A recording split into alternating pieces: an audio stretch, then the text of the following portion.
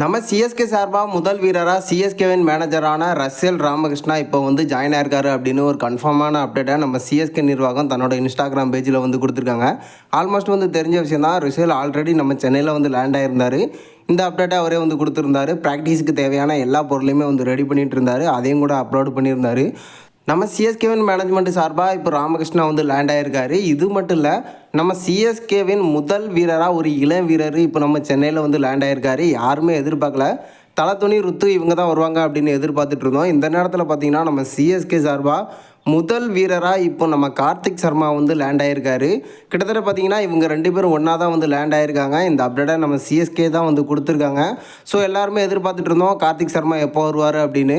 இப்போ பார்த்தீங்கன்னா நம்ம சென்னையில் வந்து 2 பேருமே லேண்ட் ஆகிருக்காங்க. இவங்களுக்கு அப்புறமா இன்னும் சில வீரர்கள் வர்றதுக்கான அதிக வாய்ப்புகள் இருக்குது அப்படின்னு ஒரு லேட்டஸ்டான அப்டேட் வந்து கிடச்சிருக்கு. ஸோ இப்போதைக்கு நம்ம ராமகிருஷ்ணா அது மட்டும் இல்லாமல் கார்த்திக் சர்மா இவங்க 2 பேரும் வந்துட்டாங்க அப்படின்னு ஒரு கன்ஃபார்மான அப்டேட்டை நம்ம சிஎஸ்கே வந்து ரிலீஸ் பண்ணியிருக்காங்க.